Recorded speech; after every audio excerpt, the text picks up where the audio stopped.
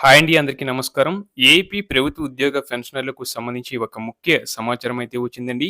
ఇక విషయంలోకి వెళ్తే రాష్ట్ర ట్రెజరీస్ అండ్ అకౌంట్స్ శాఖ మే 11, 2026 తేదీన ఒక కీలక మెమోను విడుదల చేసింది. గత కొద్ది రోజులుగా రాష్ట్ర వ్యాప్తంగా చాలా మంది పెన్షనర్లకు డీఆర్ అర్ఎస్ జమ కావడం లేదనే అంశంపై పెద్ద ఎత్తున సందేహాలు, ఆందోళనలు వ్యక్తమవుతున్నాయి. ఈ నేపథ్యంలో ఈ సమస్యలకు అసలు కారణం ఏంటి? ఎందుకు డబ్బులు ఖాతాల్లో పడటం లేదు? అనే విషయాలను మంగళగిరిలోని ట్రెజరీస్ అండ్ అకౌంట్స్ శాఖ అధికారులు స్పష్టంగా వివరించారు. ముఖ్యంగా చూసుకుంటే ఈ సమస్యల వెనుక పెద్దగా పాలసీ మార్పులు లేదా చెల్లింపులు ఆపివేయడం లాంటి అంశాలు లేవు. ఎక్కువగా ఇవన్నీ సాంకేతిక కారణాల వల్లే జరుగుతున్నాయని అధికారులు చెబుతున్నారు. మొదటగా చాలా మందికి ఎదురవుతున్న ప్రధాన సమస్య బ్యాంకు ఖాతాలకు సంబంధించింది.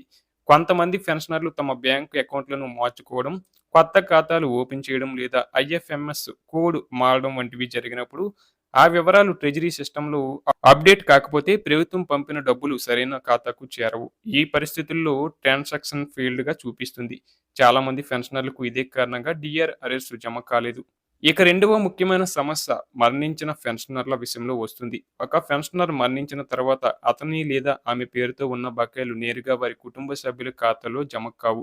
దీనికోసం వారసులు తమ లీగల్ హెర్గా నిరూపించి అవసరమైన పత్రాలను సంబంధిత సబ్ ట్రెజరీ ఆఫీస్ అధికారులకి సమర్పించాలండి. ఈ ప్రక్రియ పూర్తయ్యాక మాత్రమే ప్రభుత్వం ఆ అరియర్స్‌ను అధికారికంగా చెల్లిస్తుంది. కానీ ఈ విషయంపై అవగాహన లేక చాలా మంది కుటుంబాలు అవసరమైన పత్రాలు సమర్పించకుండా ఉండటంతో వారి అరియర్స్ పెండింగ్‌లోనే ఉండిపోతున్నాయి. ఇక మూడవది బెనిఫిషనరీ అకౌంట్ స్టేట్మెంట్ అనే అంశం కూడా చాలా మందికి అర్థం కాని సమస్యగా మారింది. పెన్షనర్ అకౌంట్ యాక్టివ్‌గా ఉందా? లేదా? ట్రాన్సాక్షన్ ఎందుకు ఫెయిల్ అయింది? ఎక్కడ సమస్య వచ్చింది? అనే వివరాలు సాధారణంగా డీడీఓలు మరియు జిల్లా ట్రెజరీ అధికారుల పరిధిలో మాత్రమే ఉంటాయి. ఈ సమాచారం ప్రతి పెన్షనర్‌కు నేరుగా కనిపించదు. అందుకే ఎవరికైనా అరియర్స్ జమ కాలేదంటే వారు తమ పరిధిలో ట్రెజరీ ఆఫీస్ లేదా సంబంధిత అధికారులను సంప్రదించడం చాలా అవసరం. ఇప్పటికే రాష్ట్ర వ్యాప్తంగా డీడీఓలు మరియు ట్రెజరీ అధికారులు ఈ సమస్యలను గుర్తించి వాటిని పరిష్కరించేందుకు కసరత్తు చేస్తున్నారు. సాంకేతిక సమస్యలు ఉన్నప్పటికీ ఒక్కొక్క కేసును పరిశీలిస్తూ అవసరమైన మార్పులు చేసి ఫెయిల్డ్ ట్రాన్సాక్షన్లను మళ్ళీ ప్రాసెస్ చేస్తున్నారు. అధికారులు చెబుతున్న దాని ప్రకారం ఈ ప్రక్రియ కొనసాగుతుంది మరియు త్వరలోనే ఇప్పటివరకు డిఆర్ అరెస్ జమ కాని అర్హులైన పెన్షనర్ల ఖాతాల్లో డబ్బులు జమ అవుతాయి.